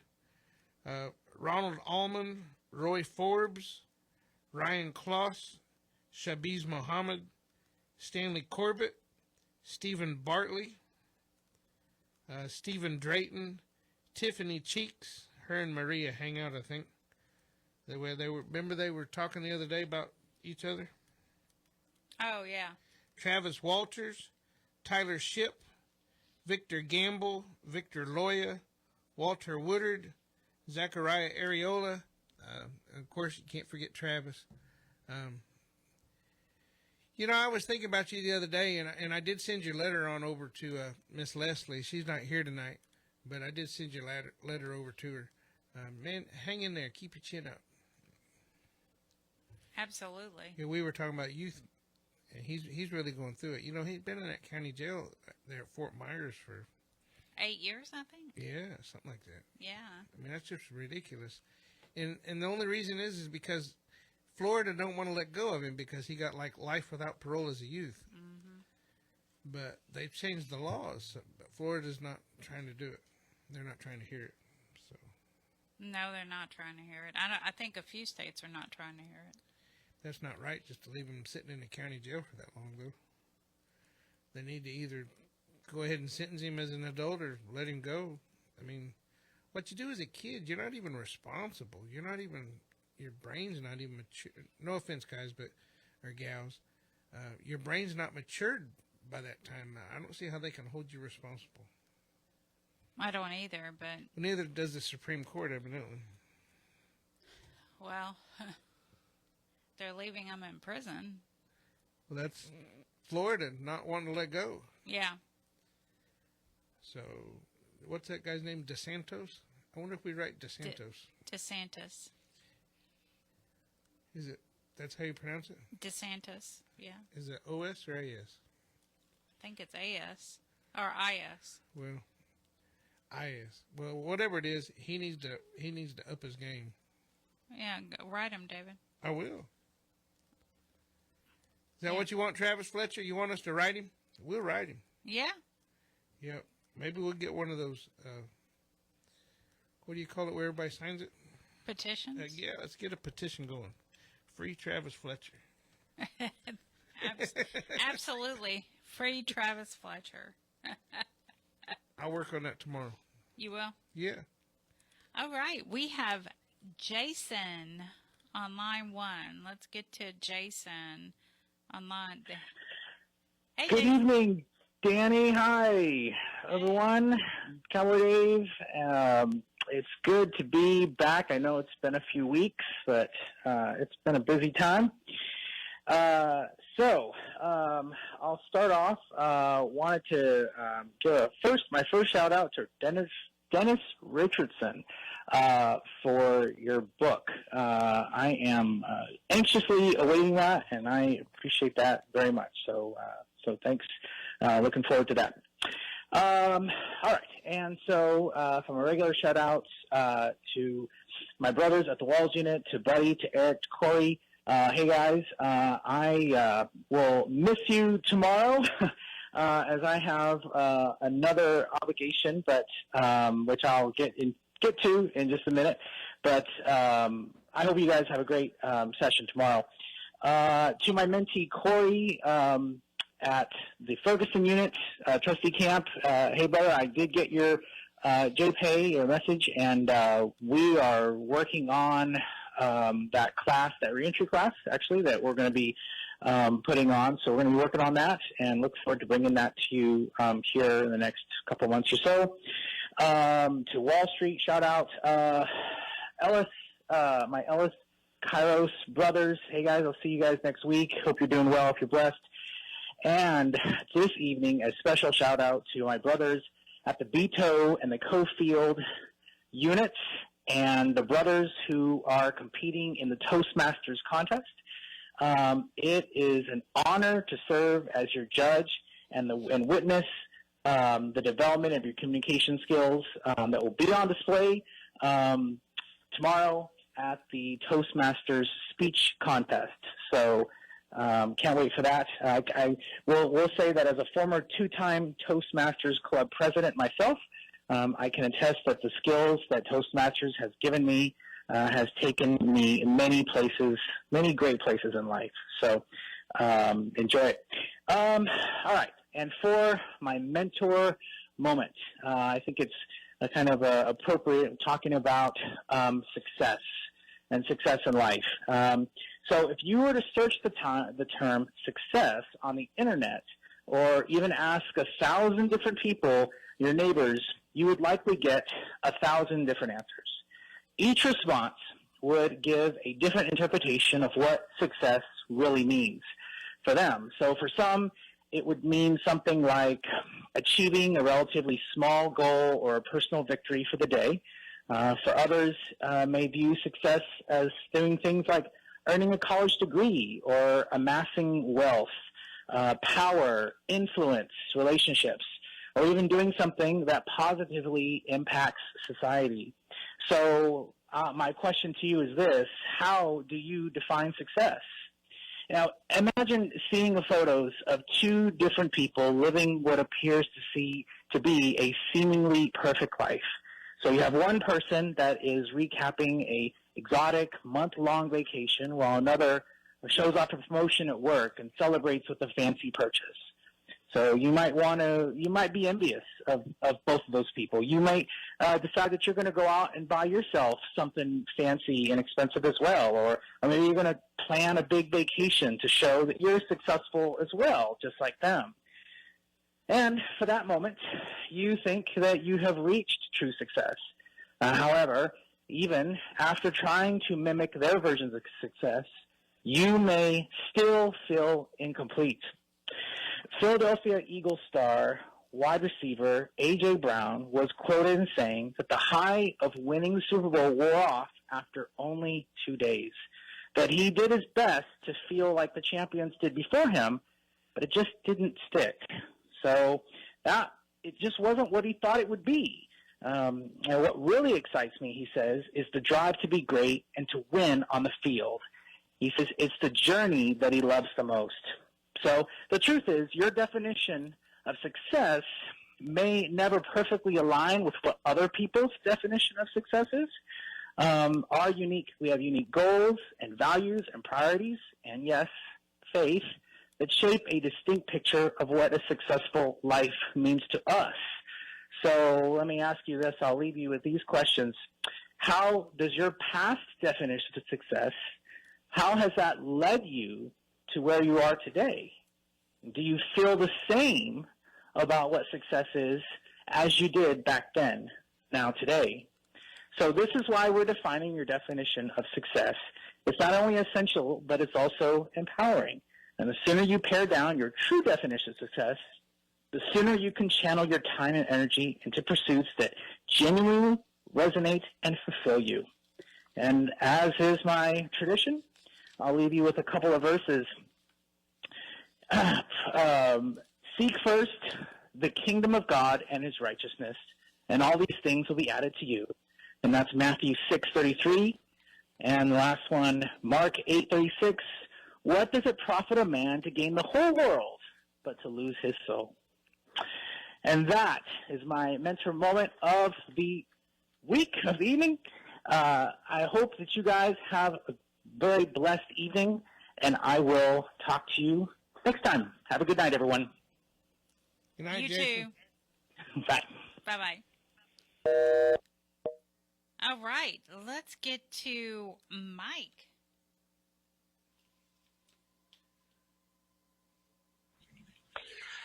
Hello, this is Mysterious Mike doing his shout-outs for the prison show. Here's my shout-outs. The guys in Texas, Guy Alexander, Jamie Cuppett, Stephen Russell, Stephen McGee.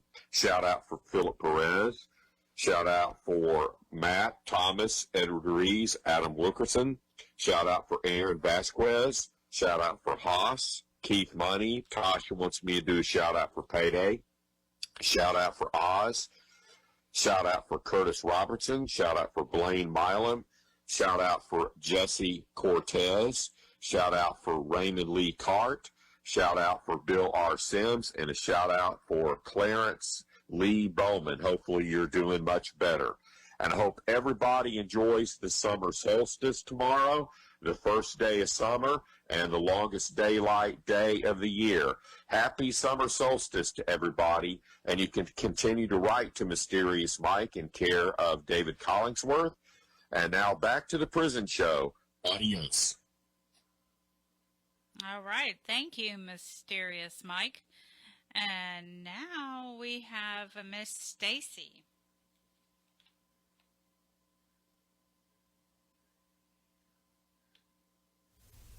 This is to my husband, Sporty Black at Wainwright Unit. Hey, baby boy, this is Wifey, kissing you our tuck-in. How's the day been for you? I'm just through placing on the Johnny-come-lately post on all the platforms as well as other sites. Yeah, baby, it's a nice day out there. It isn't the 107 temps we expect to get the weekend, but it's nice. Baby, I know the cell is sweltering there. Keep hydrated, boo. The girls are behaving. May has been outside all day. Mimi's been hanging around inside with me. Yeah, baby, I'm out here all yours. Boo, it's that time. Remain healthy and safe. Stay focused and tough. I love you so deeply, Sporty. Mwah. Take care. Mwah. Love you, boo-boo. All right. Thank you, Stacy. Now, how many of y'all out there have filed grievances and had it come back and they say, oh, we lost that grievance? Well, it was brought to my attention by Mr. Russell. Hey, Russell, see, I got it. I printed it out. Inside of the Supreme Court of the United States, on the 18th, they handed down a very rare victory for prisoners. And I'm not going to even try to pronounce it, so I'm going to spell it PERTTU versus Richards. So basically, they appealed the prisoner. Filed a 1983 suit against a rogue prison employee who had a history of sexually harassing inmates. When the grievance was filed, it became lost, as we all know that this happens. When the 1983 suit was filed, the district court immediately dismissed for failing to exhaust via 42 U.S.C. 1997E. The Sixth Circuit Court of Appeals ordered an evidentiary hearing. Of course, the issue of prison officials losing inmate grievances was supported by a predominance of the evidence. And they reversed the initial dismissal, saying the issue needed to be decided by a jury. The state appealed that. The Supreme Court just sided with the Sixth Circuit. After this point, whenever TDCJ loses a grievance, which is shown to be a part of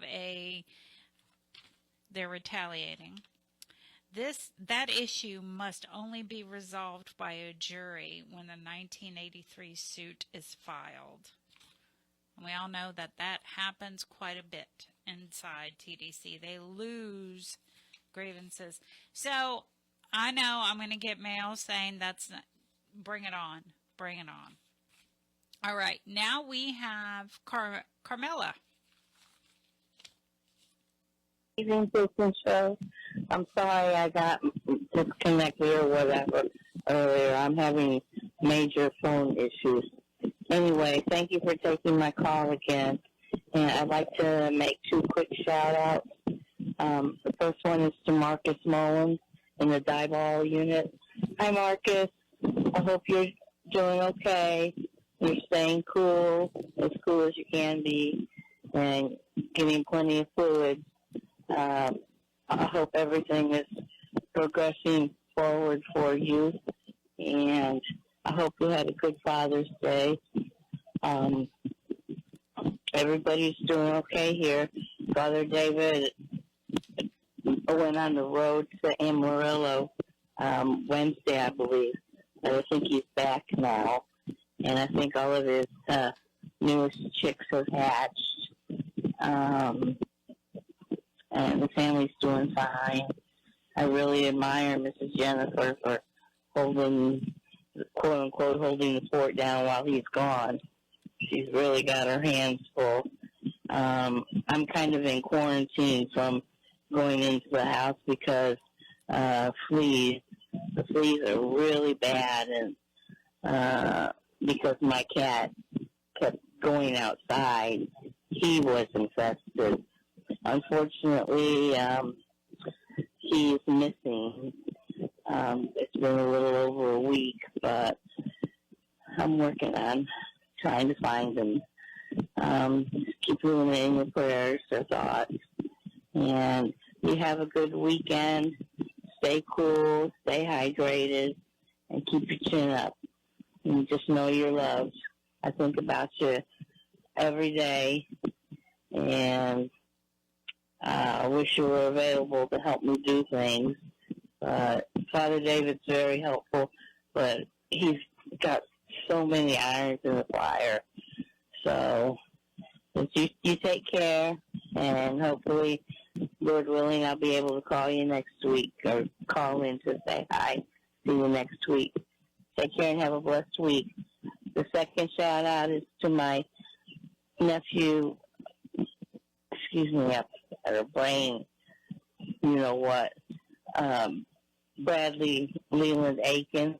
He's at the San Saba unit. I believe he's still there. Hi, Bradley. I hope this finds you well and that you're staying cool and safe. Just take care of yourself. I hope that your case is moving forward positively. I think about you every day, and can't wait to call in and give you a shout out. I hope somebody is letting you know if they have a radio. I don't know how to get a radio to you, but maybe I can work on that. Just take care and know that you're loved, and I do love you. Just have a good week. I'm having a tough time right now, but that's okay. Just take care and drink plenty of fluids and stay cool as best as you can, and have a good week. I love you. Good night. Good night, Prison Show. Thank you for allowing me to call in and run my mouth, and thank you for all that you do for all the inmates and all the families. Good night. Traveling Grace home. Thank you. Have a great weekend. You too. Good night. Good night. All right. We still have some open lines at 713-526-5738. Option number 2. I bet option number 1's still available. No. Oh, my. I wish I could throw something at you. I gave you a list earlier. We ought to thank all them folks. Oh, yeah. Let's thank some people for You got it handy? I do. I'm migrating over to it right now. Let's see. Like we a have flock of seagulls. Yeah, that's right. We have. Want to give a great big thank you to Elizabeth, to David, to Jameson, to another David, Jason, Kevin, Jason again, Gloria, Leslie, another David, and Roberta. Thank you very much. Woohoo! Woohoo! Those 2 listings for Jason is the reason why he got the book. Oh, awesome. He got that book, Prison Survival Guide by Richard 3RD. Awesome. Commissary Necessary. I love that song. I wish I could sing it, but I can't. No, please don't. We need to get her on here. She'd come in here and sing that song. I bet you she could. Yeah. She's in Houston. She's in H-Town. Well, work on it, David. She's listening to us right now. Tell her, Dani. Come on. Come on down. Get in touch with David. Come on down. Get on this show so you can sing it live. But right now we have Elizabeth. Elizabeth. Yeah. There we go. Hey, Elizabeth. Hello. Good evening. I just want to give a shout out to Isidro and say hello to everybody there too. Hi, Mijo. I just want to tell you I love you, and I'm sorry Daddy missed your call, but we called in tonight so that way he can say hello to you. Love you. Good night, and here's Dad. Hey, mijo, just calling to talk to you. Hopefully you can hear me. But we'll be seeing you this next Thursday. So I love you. You take care of yourself. And good night. Thank you, everybody. Thank you, Elizabeth. Good night. Good night. You know, Polonsky did something really nice. They took photos for Father's Day this past weekend, which was really cool. They didn't do it at another unit that I went to. Only at Polonsky? I mean, there could be other units that I'm just not aware of, but when I told them at the second unit that, you know, Polonsky was taking photos, and she had an attitude with me. This is Estelle. I'm like, yes, ma'am, I know that. I was just wondering if y'all were taking photos, because Polonsky's doing it. But anyway, that was... So just because it's a still means they weren't going to do it? I guess not. They, you know, hey, Estelle. they weren't very chipper. They're special. Huh? Oh, yeah. Oh, yeah. they're special. But, you know, anyway, they did that. That was really cool that they did that. And then Thursday... They listen to the show, right? Estelle does? Absolutely. Yeah, I've seen their name several times. Oh yeah, no, the guys over at Estelle, they all, and you know what, the ones in high security, they all listen. Since we got on Edovo, they've been listening, obviously, because they couldn't catch it before. But I was thinking about their Facebook page. Oh, the Facebook page? Yeah, they log in quite often. Yeah, they do. Yeah, and yeah. Yes, they do. How you doing, Warden? How you? Yeah. Yeah, they absolutely do. Did you see that sad thing I sent you about California? I did. There's like 20 different prisons that have some hunger strike. It's because there's some restrictions that they're adding on them. I mean, they're going from having a little bit of freedom to being locked down most of the time. And so they said, nope, we're not going to do that. They're going to go on hunger strike instead. Well, and I mean, it's kind of like that with TDC. They're, you know, and we obviously have a letter about it tonight that if they get caught with, you know, any kind of drugs, then the whole section gets locked down. It's not just the person who got caught. Yeah, I've seen a lot of other shows that are podcasts and whatever that talk about that. Mm-hmm. But, you know, I've experienced that the whole time I was locked up. I mean, it wasn't like a policy that they would do, but they do it anyway. And we'd always say it wasn't fair. And they, you know, that's their way of getting you to put in a snitch 60. Right. Well, now they have a snitch 1-800 number. Well, they have it on the tablets where they can call. But I think that was pretty much several officers were, you know, they were snitching, saying, hey, the guy over here just, you know, dropped a load. He dropped a load on you. But they're still locking down the whole section. So regardless if you snitch on your neighbor or not, they're locking down, and you're part of that. Well, they just passed in legislation against that, right? Up in the penalty if you get caught bringing stuff in or whatever. Yep, they are up and it's not just for the inmates. You know, they used to.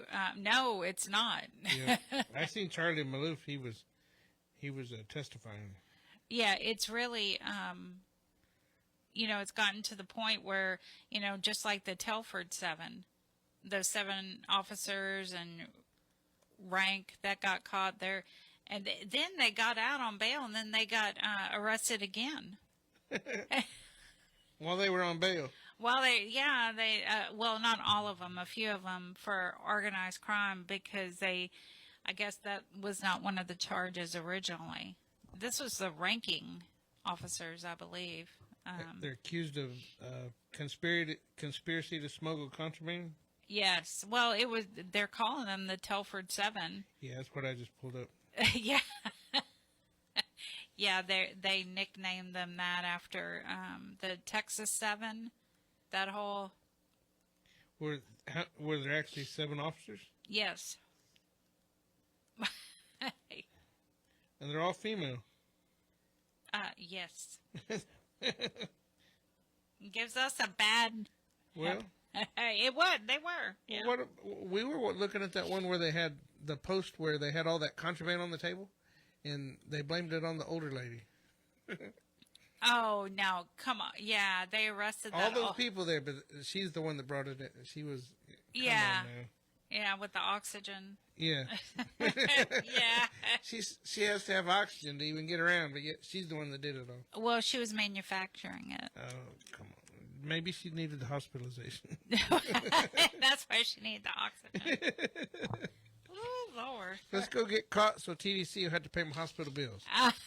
Yeah, because we all know that they do a great job. Medical. You know, my doctor, my cardiologist, he actually goes down to Hospital Galveston, and he told me the other day that he gave me his email address, his personal email address, and said if we wanted to interview him, he'd be welcome to come down. He said that all the doctors aren't like the TDC doctors. He said there's a lot of doctors that go down there and actually work, and they're actually professional, good doctors. So, yeah, okay.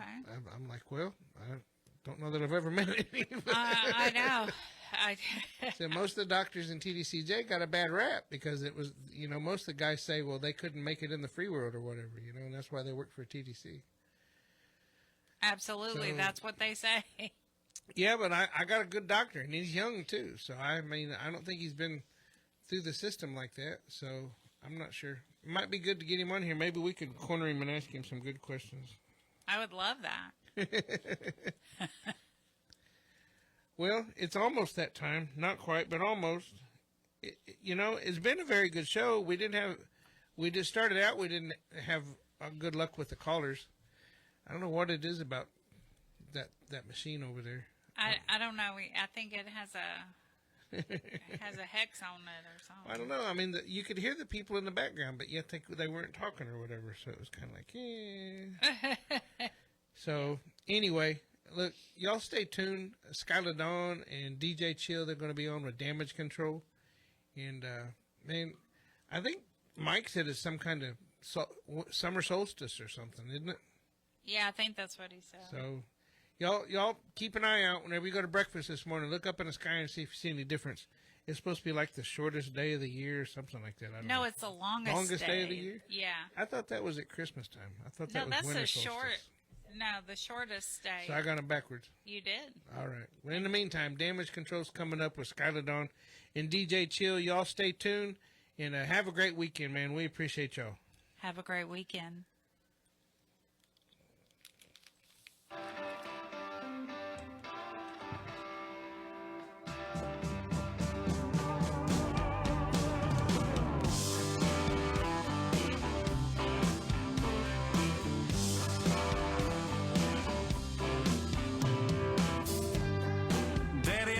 See you at visiting hours next week.